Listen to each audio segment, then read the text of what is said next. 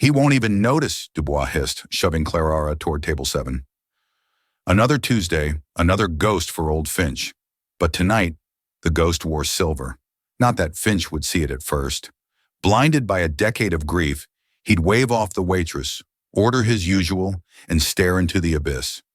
Except tonight, the chain on Clara's neck would shift just so. The locket, a crescent moon cradling a sapphire star, would catch the candlelight. Just a flicker. Enough. A choked gasp. A tremor in his billion-dollar hand. They think she's just a broke student. They have no idea how her quiet kindness will change everything. He won't even notice, Dubois hissed, shoving Clara toward table 7. Another Tuesday, another ghost for old Finch. But tonight the ghost wore silver. Not that Finch would see it at first. Blinded by a decade of grief, he'd wave off the waitress, order his usual, and stare into the abyss. Except tonight, the chain on Clara's neck would shift just so.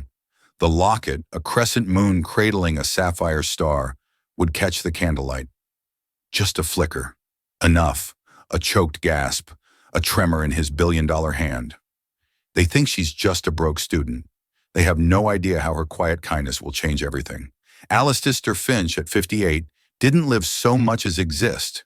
His name, a brand synonymous with ruthless deals and unimaginable wealth, echoed through the steel and glass canyons of Wall Street. He commanded empires, yet he himself was a prisoner, confined within the sterile, echoing penthouse that served as his Park Avenue mausoleum. Each day was a calculated march. Board meetings, acquisitions, empty accolades, a symphony of success played on a muted instrument. His true life, his passions, his Nana, lay buried beneath 10 years of relentless grief. 10 years, 3 months, and 12 days. That's how long it had been since the screech of tires on rain-slicked asphalt had stolen his world. Nana, the sound of her laughter, the warmth of her hand in his, all reduced to a haunting echo in the hollow chambers of his heart. All that remained was the portrait. It dominated the study above the cold, vast fireplace, a testament to both Julian Croft's genius and Alistair's enduring pain. Painted a year before the accident, it captured Nana's spirit with uncanny accuracy. The curve of her lips, eternally poised on the edge of a smile, the intelligence that sparked in her emerald eyes, the cascade of auburn hair that framed her face, and there, nestled at the base of her throat, the locket. Simple, elegant, crafted from sterling silver, a crescent moon embracing a tiny, brilliant sapphire. He had commissioned it himself, a token of his love from a reclusive artisan, Alejandro Bellini, hidden away in the Tuscan hills for their first anniversary. Bellini had died only months after its creation, making it truly one of a kind. Nana had cherished it, claiming he had captured the moon and stars just for her. She had been wearing it the night she died. The police report, clinical and detached, detailed the devastation. Totaled vehicle, catastrophic wreckage. The locket was never recovered, lost in the chaos, melted in the ensuing fire, or scavenged by some anonymous ghoul in the aftermath. For Alistair, its loss was a second, more agonizing death. It represented the final piece of her he couldn't protect, a tangible link severed and lost forever. His one ritual, the only crack in his rigorously constructed facade, was his weekly Tuesday dinner at the Gilded Sparrow. It was the last restaurant they had visited together. He would sit at the same table, order the same pan-seared scallops Nana had adored, and sip a glass of the same Sancerre she had favored, staring at the empty chair across from him. A pilgrimage to the altar of grief, a self-inflicted penance he felt he deserved. Tonight, the city mirrored his mood. A cold, relentless rain washed the streets, a bleak reflection of the perpetual winter within Alistair's soul. Marcus, his stoic chauffeur of 20 years, guided the Rolls-Royce Phantom to the curb. "We're here, Mr. Finch." Alistair merely nodded, allowing the doorman's umbrella to shield him from a reality he no longer truly saw, and walked into the warm, amber glow of the Gilded Sparrow, bracing himself for another evening spent in the company of ghosts. Meanwhile, across town, in the bustling, cramped staff corridor of the restaurant, Clara Maeve adjusted her apron. At 24, her life was a precarious balancing act. By day, she was a struggling but determined art history student at Hunter College. By night, she was a waitress at the Gilded Sparrow, her quiet efficiency earning her the respect, though rarely the notice, of its demanding clientele. Her world consisted of a cramped two-bedroom apartment in Queens, shared with her 17-year-old brother Leo, whom she was determined to see through high school. Their parents were gone. Her father a phantom, her mother, Sarah, claimed by a swift and cruel illness 4 years prior. Clutched beneath the collar of her uniform, close to her heart, lay Clara Ara's most treasured possession, her one tangible connection to her mother. A delicate silver necklace, a crescent moon cradling a tiny sapphire star. Sarah had given it to her on her 18th birthday. "This is a reminder, my love," Sarah had whispered, her voice weak but filled with an unwavering warmth, "that even in the darkest night, there is always a little bit of light and beauty. Never forget that." Clara Ara had never known where her mother, a humble but dedicated nurse, had acquired the unique piece. When asked, Sarah would simply smile sadly and say, "It was a gift from a soul I met on a very dark night." Clara Ara cherished it, a talisman against the daily grind of her life. Tonight, Mr. Dubois, the perpetually stressed floor manager, assigned her the dreaded corner booth. "Table 7, Clara Ara, Mr. Finch. You know the drill. Be quick, be quiet. No small talk. He's particular." Clara Ara nodded, her expression carefully neutral. She knew of Mr. Finch, the silent, sorrowful man who came every Tuesday and stared into nothingness. She felt a pang of sympathy for him. He seemed like a man who had the whole world, but had lost his way. Straightening her shoulders, she picked up a water carafe and a menu and walked toward table 7, utterly unaware that she was about to step into the vortex of a decade-old storm. A Leicester sat rigidly, his gaze fixed on the flickering candle in the center of the table. The flame danced, but his eyes saw only the darkness it held at bay. The muted symphony of the restaurant, the clinking silverware, the low hum of conversation, the distant melody of the piano, was a wall of sound he had long since learned to ignore. He was cocooned in his grief, a space so familiar it was almost comforting. Clara Ara approached with quiet professionalism. "Good evening, sir," she said softly. "May I pour you some water?" A Leicester gave a curt nod, not lifting his gaze. As she leaned forward, the delicate silver chain around her neck slipped from beneath her collar. The pendant, the crescent moon cradling the sapphire star, swung forward, catching the candlelight. A fleeting spark. He instinctively glanced up, annoyed by the intrusion, and time fractured. His mind struggled to reconcile what his eyes were seeing. Impossible. A cruel trick of the light. A phantom conjured from grief. He blinked, expecting it to vanish, but it remained there, impossibly real. The elegant curve of the silver moon, the precise shade of blue of the sapphire, the unique hand-wrought texture he had traced 1,000 times. It was the locket. A sound tore from his throat, a choked gasp louder than any word he had spoken in years. The carefully constructed dam of composure, fortified over a decade of disciplined mourning, didn't just crack, it shattered. Clara Ara froze, the water carafe poised above his glass. His eyes, moments before dull and lifeless, were now wide, filled with a terrifying, raw intensity. They were locked on the necklace. "Where?" he rasped, his voice a ragged whisper that sliced through the restaurant's gentle ambiance. His hand, the hand that signed billion-dollar deals without a tremor, began to shake violently. He reached out, not to touch, but as if pulled by an invisible force. "Where did you get that?" Clara Ara instinctively recoiled, her heart hammering against her ribs. She clutched the locket protectively. I'm sorry, sir." "The necklace," he breathed, his face contorting with a decade of repressed grief. The tidal wave, finally unleashed, threatened to drown him. His eyes welled, and a tear escaped, carving a path down his stony cheek. Then another, and another. The titan of Wall Street, the unshakable Alistair Finch, was crumbling before her eyes. He pushed back his chair, the legs screeching against the polished floor. He tried to stand but stumbled, his body overwhelmed by the seismic shock to his soul.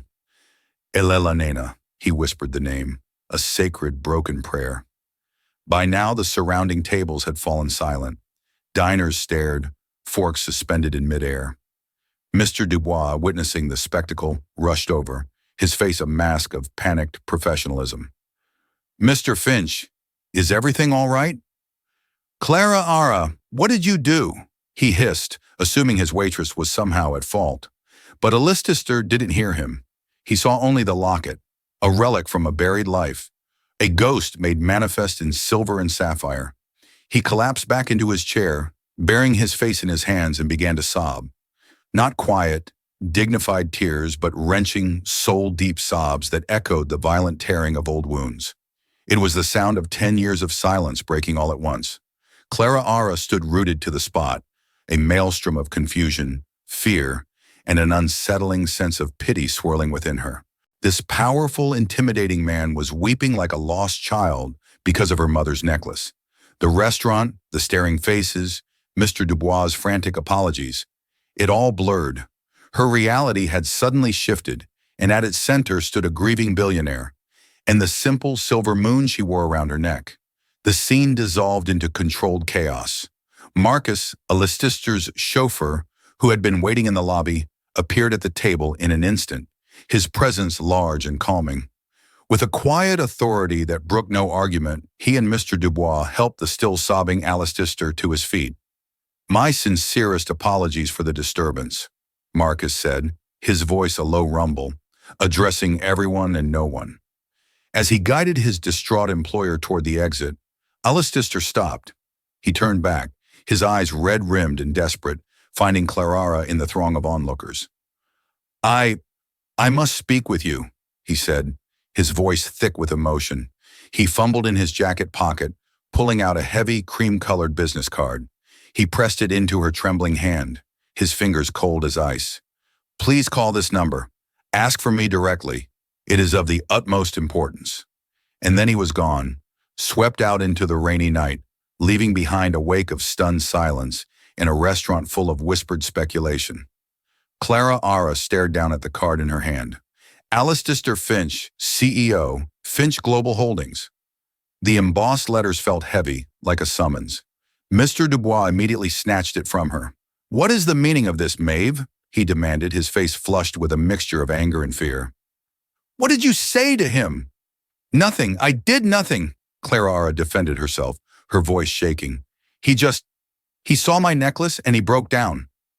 Dubois scoffed, though a flicker of uncertainty crossed his eyes. "A necklace? Don't be ridiculous. You are on thin ice. Go to the back. I'll deal with you later." He pocketed the card and stormed off to placate his other wealthy patrons. Humiliation washed over Clara Ara as she retreated to the staff room. Her colleagues shot her curious, pitying glances. She felt like a specimen under a microscope. She spent the rest of her shift in a daze, mechanically clearing plates and refilling glasses, her mind replaying the bizarre, traumatic event. The image of Alistair Finch's face, a mask of pure agony, was seared into her memory. Later that night, as she rode the subway back to Queens, the train's rhythmic clatter was a counterpoint to the chaotic drumming of her thoughts. The silver locket felt strangely heavy against her skin. A gift from a soul I met on a very dark night. Her mother's words echoed in her mind, now imbued with a new, mysterious significance. When she got home, Leo was asleep on the couch, his history textbook open on his chest. She gently draped a blanket over him and went to her small room. From a worn wooden box, she took out a handful of faded photographs of her mother.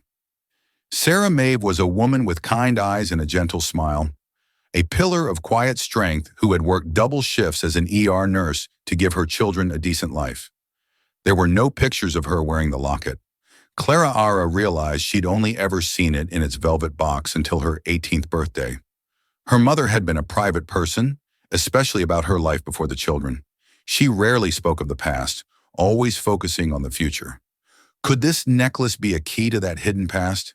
The next day at the restaurant was tense. Mr. Dubois treated her with cold disdain. She was sure she was about to be fired. But just as the lunch rush began, a sleek black car, the same Rolls-Royce from the night before, pulled up outside. Marcus, the chauffeur, entered the restaurant. He ignored the fawning Mr. Dubois and walked directly to Clara. "Miss Maeve," he said politely, "Mr. Finch has requested your presence. He has asked that I bring you to his home." He then turned to Dubois. "And Mr. Finch also requests that you return the card you took from Miss Maeve and that she be compensated for her full day's work, as she will be leaving with me now." Mr. Dubois turned pale. He stammered an apology and quickly handed the card back to Clara. The power dynamics had shifted entirely. No longer a troublesome waitress, she was now an invited guest of the most powerful man in the room. Clara was terrified. What did he want? Was she in some kind of trouble? But a deeper, more compelling force, curiosity, pushed her forward. This was bigger than her job, bigger than a strange incident in a restaurant. This was a thread connected to her mother, and she had to pull on it. "Okay," she said, her voice barely a whisper. "I'll go." She took off her apron for what felt like the last time and followed Marcus out to the waiting car. As the plush leather door closed with a soft thud, sealing her off from the familiar world of her struggles, she clutched the silver moon locket. She was heading into the heart of a mystery, and she had a frightening feeling that her life was about to change forever. The drive to Alistair Finch's residence was a silent journey through a different reality. The rain had stopped, and the city glinted under a weak afternoon sun. But inside the car, the atmosphere was hushed and solemn. They traveled uptown, leaving the gritty energy of Midtown behind for the hallowed old money canyons of the Upper East Side. The Rolls-Royce pulled into a private gated driveway before a limestone mansion that looked less like a home and more like a national monument. Marcus led her through an impossibly grand entrance hall. The floors were polished marble, the ceilings soared 3 stories high, and the silence was absolute, broken only by the soft echo of their footsteps. It was a palace devoid of life, a gilded cage built for one. He showed her into a vast drawing room. The furniture was exquisite, priceless, yet it all seemed untouched like a museum exhibit. Alistair Finch was standing by a towering window, his back to her, looking out over a manicured garden. He looked different from the broken man in the restaurant. Today he was composed, dressed in a perfectly tailored gray suit, but his shoulders were slumped with an invisible weight. He turned as she entered. His eyes, though no longer wild with grief, held a deep, profound sadness. "Miss Maeve," he said, his voice quiet and formal, "thank you for coming. Please accept my deepest apologies for my behavior last night. It was inexcusable." "It's all right," Clara said softly, though it wasn't. "Are you okay?" A flicker of something, surprise perhaps that she would ask, crossed his face. "I will be. Please, there is something I must show you. The reason for my outburst. It is the only way you will understand." He led her out of the drawing room and down a long, paneled hallway. He stopped before a set of imposing oak doors and pushed them open, revealing a study. The room was lined from floor to ceiling with leather-bound books.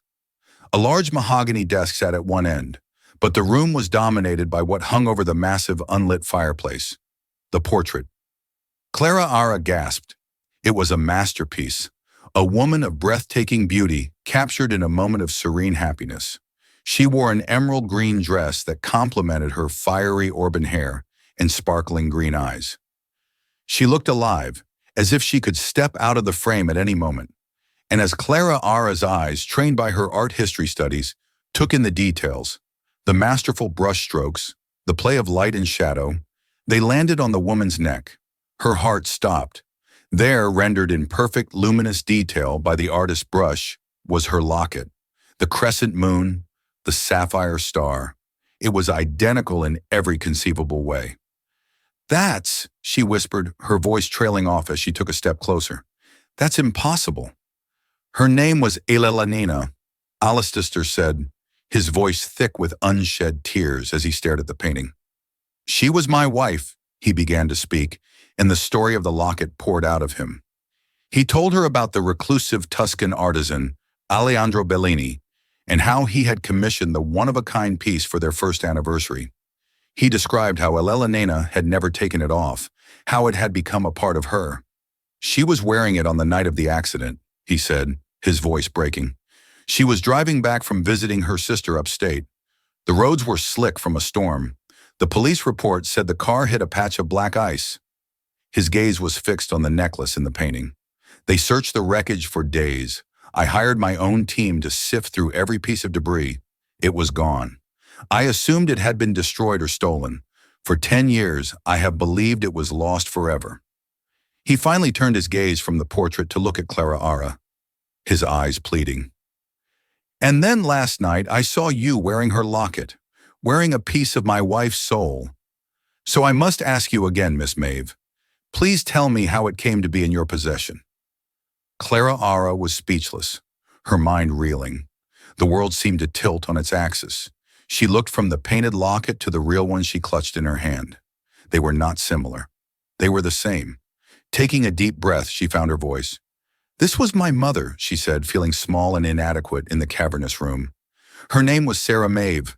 She was a nurse. She gave it to me for my 18th birthday, just before she passed away.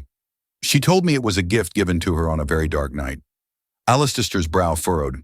Sarah Maeve, a nurse. The name means nothing to me. Did she know my wife? Were they friends?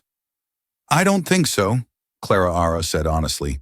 My mom never mentioned anyone named Elena. We didn't move in circles like this. The understatement hung in the air between them. A tense silence filled the room. The beautiful woman in the portrait smiled down on them, her painted eyes holding a secret that connected these two disparate worlds. Alistair saw the ghost of his wife, and Clara Ara saw the mystery of her mother.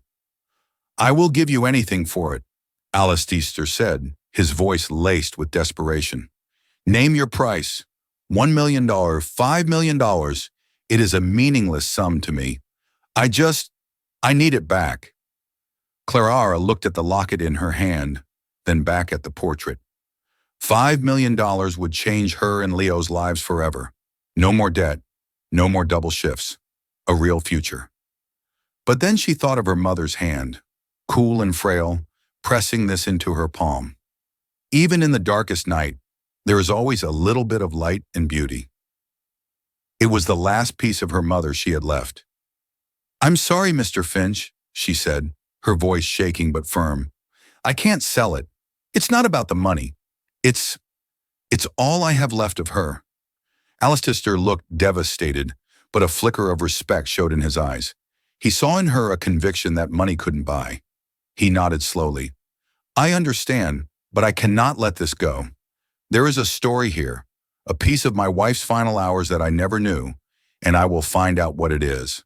Alistair Finch was a man who bent the world to his will through resources and relentless determination. The mystery of the locket was no different.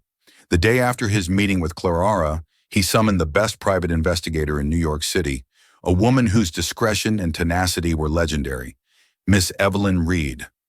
Evelyn was a woman in her late 40s with sharp, intelligent eyes and an air of calm competence that immediately put Alistair at ease.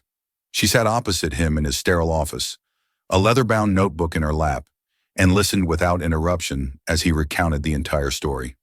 The accident, the lost locket, the waitress and her mother, the nurse named Sarah Maeve. So the objective is twofold, Alistair concluded, his hands clasped on his mahogany desk. First, I want you to trace the provenance of that locket. I want to know with absolute certainty how it went from the scene of a fatal car accident 10 years ago into the hands of a nurse named Sarah Maeve. Second, I want a complete history of Sarah Maeve. I want to know who she was, where she worked, and if there, without interruption as he recounted the entire story.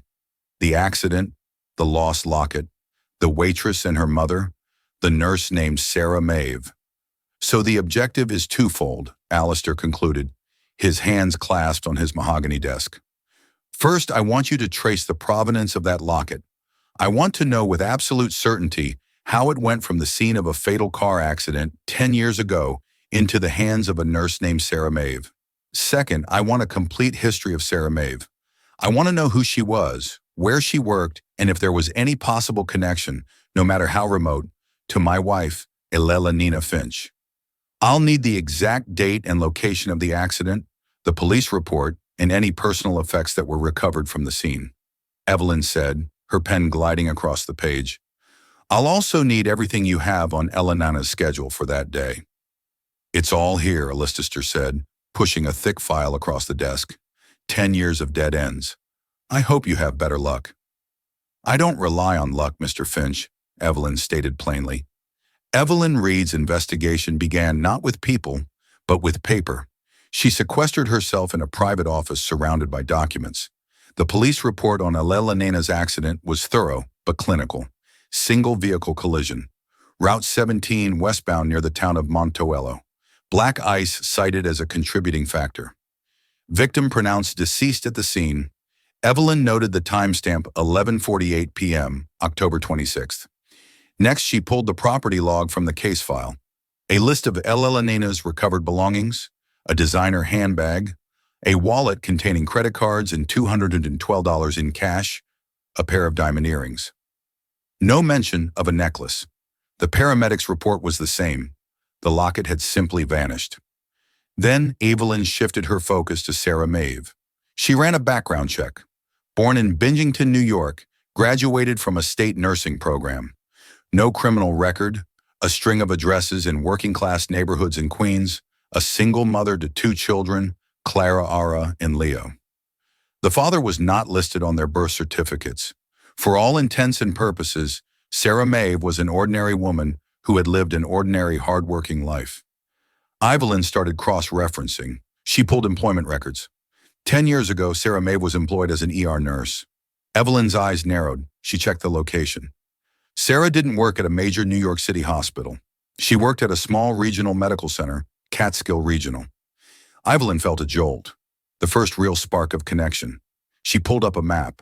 Catskill Regional Medical Center was less than 15 miles from the crash site on Route 17. This changed everything. The police report stated Elelena was pronounced dead at the scene.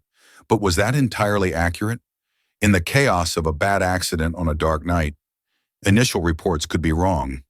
What if she had been transported? Evelyn made a call, pulling a favor with a contact at the state archives.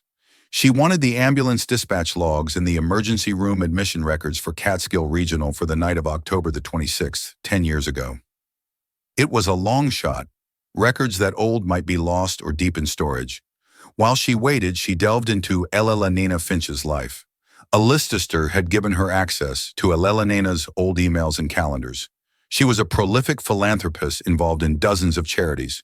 But Evelyn wasn't looking for her public life. She was looking for secrets. She started reading the personal emails, the ones exchanged with family. There were frequent warm emails with her parents. But then Evelyn found something odd, a gap. Elelena had a younger sister, Isabel Diro, from whom she was apparently estranged.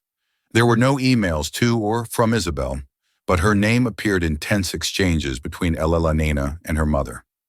"Mother, you must understand Isabel made her choice, but she is still my sister."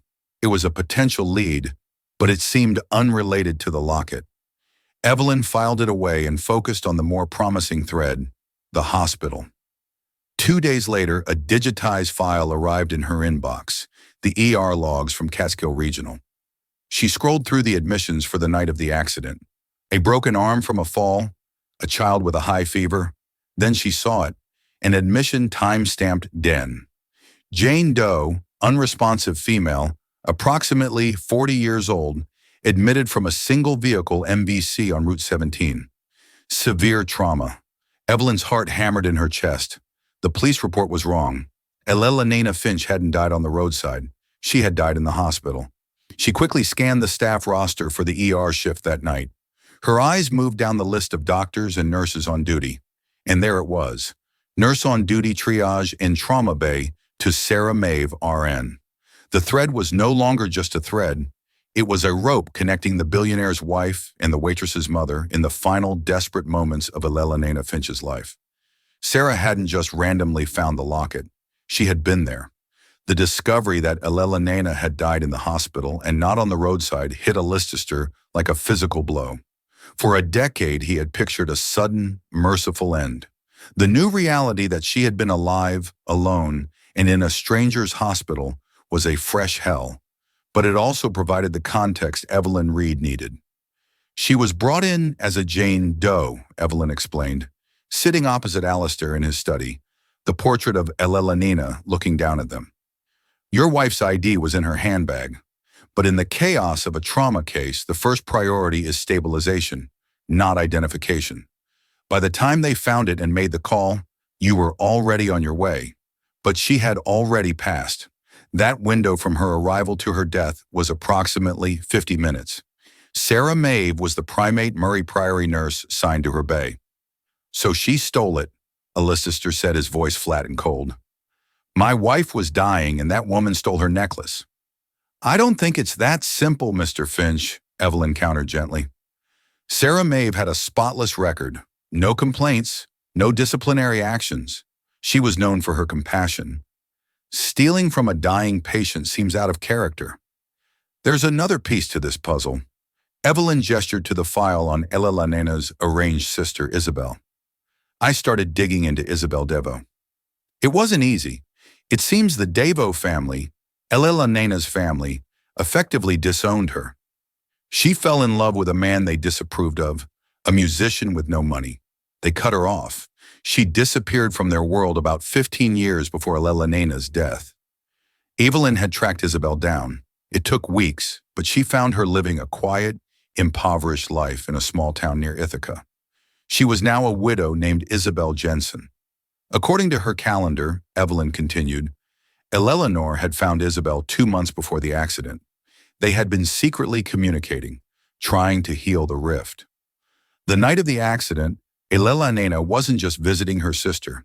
She was driving to meet Isabel for the first time in 15 years. She was bringing a cashier's check for a significant amount of money to help Isabel get back on her feet, and she was bringing her a personal gift to signify their reconciliation. Allister stared at her, the pieces clicking into place with horrifying clarity. The locket precisely, Evelyn confirmed. The only person who knew the plan was Elena's personal assistant at the time. I spoke with her. Elena was ecstatic, but also nervous. She hadn't seen her sister since Isabel was a teenager. She was worried she wouldn't even recognize her. Now Evelyn painted the final tragic picture for Allister. Imagine the scene, Mr. Finch. Trauma Bay, too. The lights are bright. People are shouting. There's a sense of desperate urgency. Your wife is fading. She's confused, in pain. She knows she's not going to make it. Her one final driving thought is her mission to get help to the sister she just found. In her disoriented state, she sees a kind face leaning over her, a nurse with gentle hands and a soft voice. In the fog of trauma, she doesn't see a stranger. She sees the ghost of the sister. She was so desperate to find a woman around the same age with a compassionate demeanor. Evelyn paused, letting the weight of the moment settle. The patient, Jane Doe, was agitated. Evelyn read from a statement she'd managed to get from another nurse on that shift. She kept trying to say something. She was too weak, but she grabbed Nurse Maeve's hand. It was the last thing she did. My wife, Allister whispered, his voice cracking, thought Sarah Maeve was her sister. It's the only theory that fits all the facts, Evelyn concluded. In her final moments of life, Elena Finch took off the moon locket, the gift intended for her long-lost sister, and pressed it into the hand of the woman she believed to be Isabel. She likely whispered a word and name, "I for you." And then she was gone. Sarah Maeve was left holding a priceless piece of jewelry from a patient who had just died. By the time the family arrived, the situation had changed. How could she explain it that the dying patient gave her the necklace? She would have been accused of theft, lost her job, her nursing license. She was a single mother with 2 kids. She panicked, so she said nothing, and she kept the locket not as a stolen treasure, but as a memento of a tragic encounter that haunted her for the rest of her life. The silence in the study was profound. The truth was more complex and more heartbreaking than theft.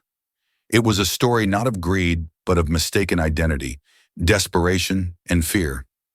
Allister looked up at the portrait of his wife, and for the first time in 10 years, he saw not just his loss, but her final act. An act of love for a sister he barely knew existed, an act that had failed in its mission, but had been witnessed by a kind stranger. The locket wasn't just a piece of jewelry. It was Eleanor's last will and testament delivered to the wrong person. The truth, when it finally arrived, was not a cleansing fire, but a quiet, illuminating dawn. For days after his meeting with Evelyn Reed, Alistair Finch did not leave his study. He sat in the deep leather chair opposite the fireplace, simply looking at the portrait of his wife. Before he had looked at it with the possessive anguish of a man robbed of his past. Now he saw it with new eyes. He saw the woman, not just the wife. He saw the sister, the daughter, the secret keeper. The grief was still there, a vast and permanent ocean within him. But its character had changed. The violent crashing waves of raw loss had receded, leaving behind a deep, melancholic tide of understanding. He finally saw the subtle tension in her painted smile, the flicker of a worry she had never shared with him. She had been on a mission of love and reconciliation, a mission he never knew about. Her final moments were not just a chaotic end, but a purposeful, if tragic, act. This knowledge didn't lessen the pain, but it gave it shape and meaning. He was no longer just mourning a victim of a senseless accident. He was now the steward of his wife's final, unfulfilled wish. And the first step in honoring that legacy was to speak with Clara Maeve. He resisted the instinct to summon her to have Marcus bring her to his world of marble and silence. That was the old Alistair, the man who commanded. This new fragile self understood that he needed to meet her on her own ground. It was an act of contrition for his initial desperation and a gesture of profound respect for the woman whose mother had been an unwitting participant in his life's greatest tragedy. The cafe he chose in Queens was a world away from the Gilded Sparrow. It was small and bustling, filled with the aroma of roasting coffee beans and baking bread. The murmur of neighborhood chatter was a living thing, a stark contrast to the reverential silence of his own home. He felt conspicuous in his tailored suit, a ghost from another world, and sat at a wobbly table by the window, his heart hammering with an anxiety he hadn't felt in years. When Clara arrived, she looked younger and more vulnerable than he remembered. She wore a simple blue sweater, and her hand reflexively went to her neck, covering the locket as she approached his table. The initial silence between them was thick with a decade of secrets. "Thank you for meeting me, Clara." He began, his voice softer than she'd ever heard it. "You said you had answers," she replied, her voice barely a whisper, her eyes searching his for a hint of what was to come. He took a deep breath, the scent of espresso and steamed milk, feeling alien and grounding all at once. He started to speak not as a billionaire dictating facts, but as a fellow mourner sharing a painful story. He told her everything, his words careful and deliberate. He spoke of Elena's estranged sister, Isabel, of the years of silence and the tentative secret reunion. He described the cashier's check, the planned meeting, and the one-of-a-kind locket chosen as the ultimate symbol of forgiveness and sisterly love. Clara listened, her expression shifting from confusion to wide-eyed disbelief. Then as Alistair began to describe the scene at Catskill Regional Hospital, the chaotic ER, the Jane Doe admission, the 50-minute window of fading life, her face crumpled. He painted the picture Evelyn Reed had given him, a dying, disoriented Elena, seeing not a nurse in Sarah Maeve, but the face of the sister she was so desperate to reach. In her final moment, Alistair said, his own voice thick with emotion, "My wife believed she had found her sister. She pressed the locket into your mother's hand and let go." A sob escaped Clara's lips, a roar, wounded sound. It all made sense now. The sadness in her mother's eyes, the story of a gift from a soul on a dark night. It wasn't a gift, it was a burden, a terrible sacred secret her mother had carried alone for years. She pictured her strong, stoic mother, a single woman struggling to raise 2 children, terrified of being accused of theft, of losing everything, yet unable to discard the final wish of a dying stranger. The locket was no longer just a piece of her mother's history. It was the key to her mother's hidden pain. Tears streamed down her face, falling onto the worn wooden table. "She was always so sad when I asked about it," Clara whispered through her tears. "I remember one time I was looking at it in its box, and I saw her reflection in the mirror. She looked so haunted. I thought it was because it reminded her of a lost love. But it was this. She was carrying this all by herself." Alistair pushed the flimsy box of napkins towards her, an awkward but deeply human gesture. "She was a good person, Clara. She was put in an impossible position. In my anger and grief, my first instinct was to believe she was a thief. But the truth is, Your mother was a witness to an act of love. She was its unintended guardian. For that I am not angry. I am profoundly grateful she was with Elena when I couldn't be. In that small, noisy cafe over lukewarm coffee, the chasm between them vanished.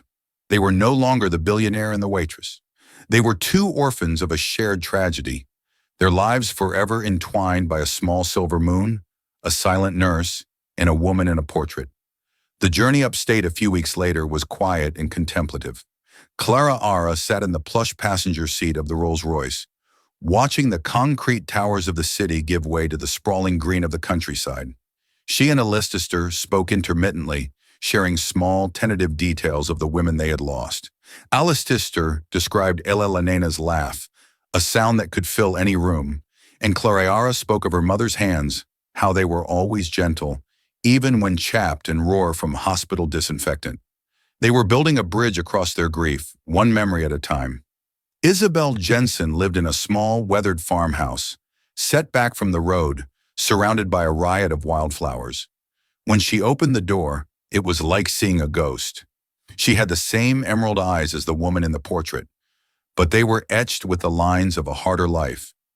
There was a weariness about her, the defensiveness of someone long accustomed to being on the outside. Alistair, with a gentleness that surprised Clara, introduced them both and began to retell the story. Isabel listened, her arms crossed tightly over her chest, her face a mask of disbelief. But as Alistair spoke of the secret emails of Elena's excitement and nervousness about their meeting, Isabel's composure began to crack. He was reciting details he couldn't possibly know unless the story was true. When he finally recounted the final moments in the ER, Isabel sank into a nearby chair, her face in her hands, and wept for the sister she had lost twice. After a long while, Clara knew it was time. Her fingers, trembling slightly, went to the clasp at the back of her neck.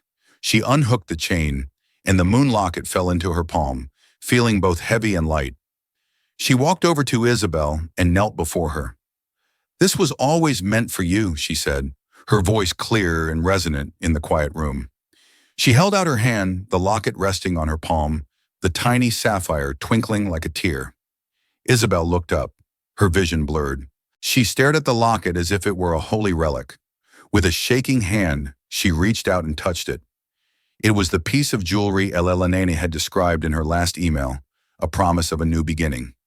A sob tore from her throat as she took it, clutching it to her chest.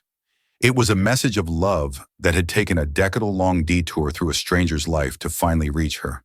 She held it for a long, sacred moment. Then her tear-filled eyes met Clara's. She looked at this young woman, a person whose life had been shaped by the secret her mother had kept for the sister she now mourned. "My sister gave this to your mother," Isabel said, her voice raspy with emotion. "And your mother, out of fear or compassion, or both, protected it. She passed it to you, her daughter. It left my family's story the moment Eleanor put it in your mother's hand. It became part of your family story. It now represents my sister's love, your mother's compassion, and your integrity in bringing it here." Isabel took Clara's hand and gently folded her fingers back over the cool silver. "Its journey is complete, but its home is with you now. It connects us, all of us. Your mother is part of this story now just as much as my sister is. Please wear it. Wear it for all of them." In that moment, a circle of grief, secrecy, and loss finally closed, not with an exchange, but with a profound and shared understanding. The aftermath was not an ending, but a new beginning. Alistair Finch, a man once defined by acquisitions, now dedicated himself to giving back. The Finch-Maeve Foundation became his life's work. At the inaugural charity gala, standing before a crowd of New York's elite, he was a different man. The cold, ruthless titan was gone, replaced by a man speaking with raw, heartfelt honesty about loss, overlooked kindness, and second chances. The foundation's logo, designed by Clara, was a subtle silver crescent moon cradling two sapphire stars, one for Elena, one for Sarah. Clara, no longer a waitress, accepted a full-time position as the foundation's creative director. The salary and security allowed her to move with Leo into a sun-filled apartment, one with a spare room. She finally turned into an art studio. She was free, not just from financial worry, but from the weight of an unknown history. She could now paint with a vibrancy and purpose that had eluded her for years, her work imbued with the complex emotions of her extraordinary story. The three of them, Alistair, Clara, and Isabel, formed an unlikely, unconventional family. They met for holidays and quiet dinners. Three solitary islands bridged by a shared history. Alistair learned to smile again. Real smiles that reached his eyes. Isabel, finally at peace, began to share stories of a childhood that Alistair had never known. And Clara, the quiet center of their new world, would wear the moon locket, its silver cool against her skin. It was no longer a mystery or a burden, but a testament to a sister's love, a mother's compassion, and the incredible invisible threads that can connect desperate souls across the darkest of nights. The story of Alistair, Clara, and Nena is a powerful reminder that we are all connected in ways we can't even imagine. A simple object, a chance encounter, a decade-old secret. These threads weave together the fabric of our lives, proving that beneath the surface of wealth, poverty, and circumstance, we are all just people searching for connection and healing. The moon locket was more than just silver and sapphire. It became a bridge between the past and the present, between grief and forgiveness. It teaches us that the greatest treasures are not the ones we can buy, but the stories of love and compassion that we inherit and pass on. If this story touched your heart, please give this video a like and share it with someone who might need to hear it. And don't forget to subscribe to our channel and click the notification bell for more real-life stories that explore the hidden dramas and profound connections that shape our world. Thank you for listening.